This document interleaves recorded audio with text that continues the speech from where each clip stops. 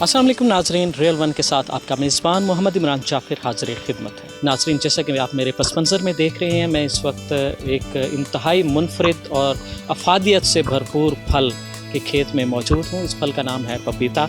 आम तौर पर ये साहिली इलाकों में काश्त किया जाता है और ज़्यादातर इसकी पाकिस्तान में काश्त जो है वो सिंध के इलाके में होती थी। ख़ास तौर पर सांगड़, बदीन और इससे मुल्हका इलाकों में से काश्त किया जाता था, यानी कि साहिली पट्टी हो और गर्म मरतूब हवा, आबो हवा हो और नमी का तनासुब भी बेहतर मिले।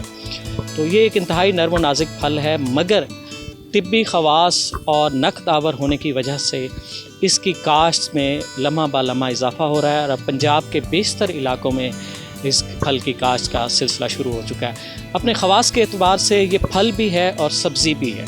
फल इस तरह से, अगर ये पका हुआ हो तो ये फल में इस गिनती होती है, और अगर ये कच्चा इसको पका के इस्तेमाल किया जाए तो ये एक सब्ज़ी के ज़ुमरे में आता है। इस वक्त पपीता के जिस पंजाब में जिस फार्म पे मैं मौजूद हूँ, उसके काश्तकार हमारे साथ मौजूद हैं, मलिक एजाज़ रसूल खादर। इनसे हम जानेंगे कि इनका ये पपीता काश्त करने का तजर्बा कैसा रहा और उन्होंने इसे कैसा पाया।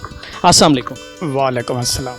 जी, आपने ये पंजाब में मुल्तान में ख़ास तौर पे इस गर्म तरीन इलाके में पपीते की काश्त की, तो आपका ये तजर्बा कैसा रहा? माशाल्लाह जी, तजर्बा बहुत ही अच्छा रहा। तो आपको ये ख्याल कैसे आया कि मुझे ये फ़सल काश्त करनी चाहिए? मुल्तान में तो रिवायती फ़सलें और फल काश्त किए जाते हैं।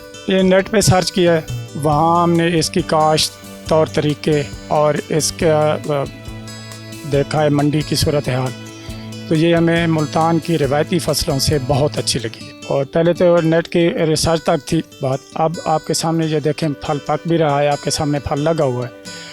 अब हमें ये बहुत ही अच्छा लग रहा है।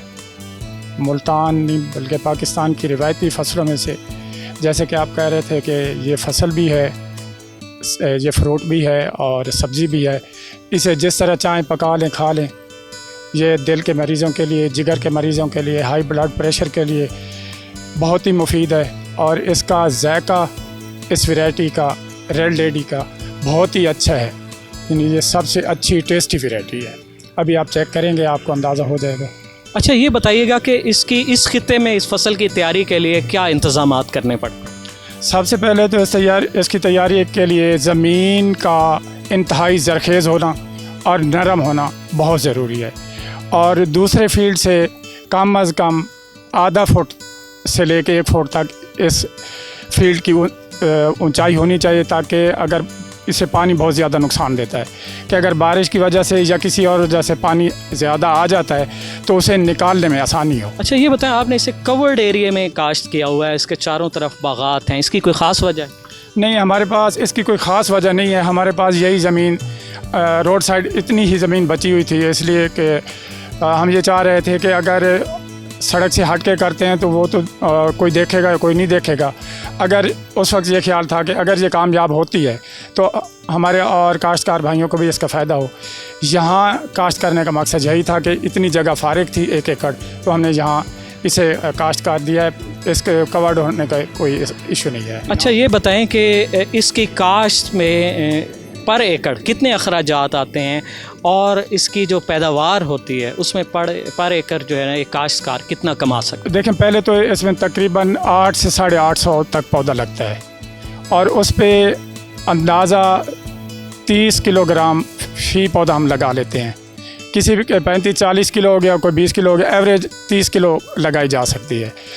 तो हम 800-850 को 30 किलो से ज़रब दे के तकसीम 40 पे कर लें तो इसकी पैदावार निकलेगी।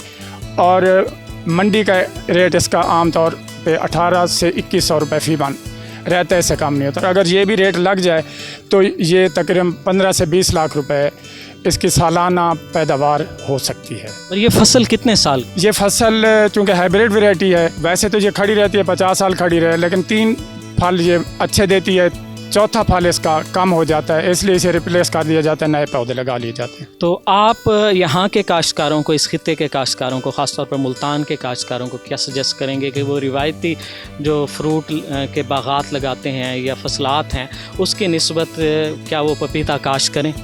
मैं अपने काश्तकार भाइयों से ये रिक्वेस्ट करूँगा कि ये एक नई फसल है, पैदावार बहुत अच्छी है, मंडी में सेल इसकी ठीक है, तो बजाय इसके कि हम आम तैयार करें, आम 8 से 10 साल में फल जाके देता है और ये 8वें महीने इसका फल तैयार हो जाता है। एज़ कम्पेयर टू मैंगोज़ इसकी पैदावार आप देखें 10 साल बाद एक फसल फल दे रही है और एक पहले साल दे रही है, तो उसको 10 साल पे आप डिवाइड करके फिर मल्टीप्लाई करें कि 10 साल में कि ये कहाँ जाता है और आम 10 साल में क्या करता है। मैं यही अपने काश्तकार भाइयों से गुजारिश करूँगा कि वो रिवायती फसलों से हटें, आप खुद नेट सर्च करें और देखें कि क्या क्या नया आ रहा है। हमें पपीता हर लिहाज से अच्छा लगा है। जैसा कि हमारे इस काश्तकार दोस्त ने हमें बताया कि जो है रिवायती फसलात की निस्बत जो अब नई चीज़ें काश्त आ रही हैं, नए नए तजर्बात हो रहे हैं, जैसा कि पपीते की फसल है या बाग है, ये फसल भी है, एक किस्म का बाग भी है। तो इस किस्म के तजर्बात में चाहे दुनिया इस वक्त ग्लोबल विलेज की सूरत हाल इख्तियार कर चुकी है और इस ग्लोबल विलेज में जो है आपके पास बेतहाशा मौक़े हैं और मालूमात के ख़जाने आपकी फिंगर टिप्स के नीचे मौजूद हैं। आप उन ख़जानों से इस्तिफ़ादा करें और इस ग्लोबल विलेज होने का फ़ायदा उठाएँ और नई फसलात के तजर्बात करें ताकि आप अपनी मईशत के साथ साथ वतन अज़ीज़ की मईशत को भी सहारा दे सकते। तो मज़ीद ऐसी दिलचस्प और मुफीद वीडियोज़ के लिए जुड़े रहिए रियल वन के साथ। अपने मेज़बान मोहम्मद इमरान जाफ़िर को दीजिए इजाज़त।